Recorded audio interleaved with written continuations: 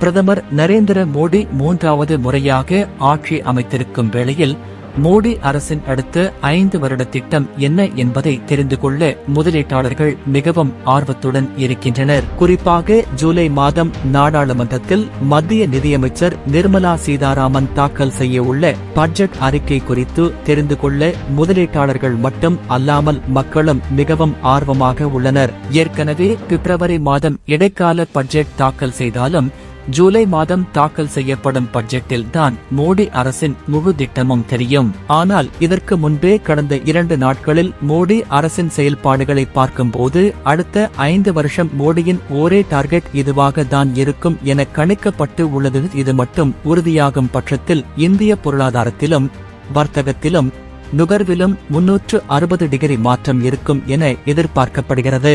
மோடி அப்படி என்ன திட்டத்தை கொண்டு வரப்போகிறார்? மோடியின் 3.0 ஆட்சியின் முதல் 100 நாள் செயல்பாட்டில் பிரதான் மந்திரி ஆவாஸ் யோஜனா PMA திட்டத்தின் கீழ் 3 கோடி வீடுகளை கட்டும் திட்டத்தை அறிவித்து அடுத்த நாளே கிராமப்புற வளர்ச்சியில் மத்திய அரசு பெரிய அளவிலான கவனத்தை செலுத்த உள்ளதாக தகவல் வெளியாகியுள்ளது.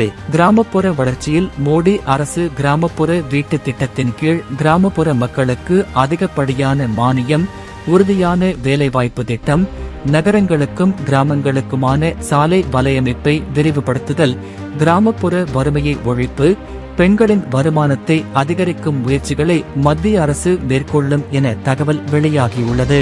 இந்தியாவில் ஏற்கனவே 2ஆம் மற்றும் 3ஆம் கட்ட நகரங்கள் வேகமாக வளர்ச்சி அடைந்து வரும் வேளையில் மத்திய அரசின் இந்த முயற்சி ஊரக வளர்ச்சிக்கு கூடுதல் வலு சேர்க்கும்.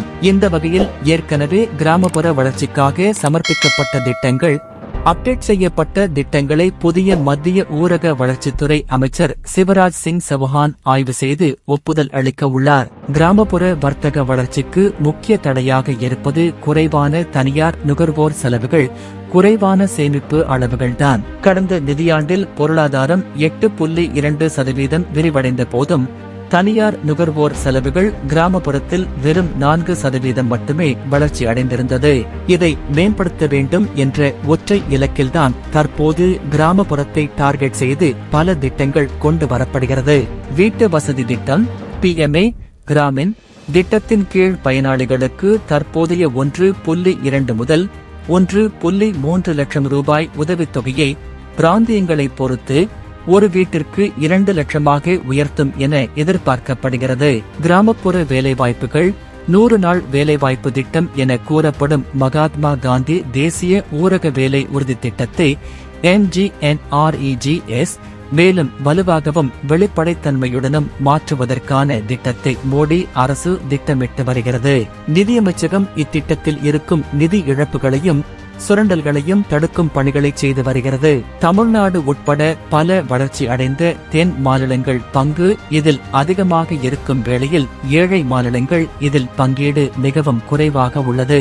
கிராமப்புற சாலைகள், நகரங்களுக்கும் கிராமங்களுக்கும் இடையே உள்ள சாலைகள், கிராமத்தின் முக்கிய சாலைகள் ஆகியவற்றை தற்போதுள்ள வலையமைப்பை கணிசமாக விரிவுபடுத்தவும் மேம்படுத்தவும் அவற்றை அருகிலுள்ள முக்கிய நகரங்கள் மற்றும் சந்தைகளுடன் இணைக்கவும் பிரதான் மந்திரி கிராம் சதக் யோஜனா PMGSY திட்டத்தின் கீழ் மோடி 3.0 அரசு மறுசீரமைக்கும் முயற்சியில் இறங்கியுள்ளது.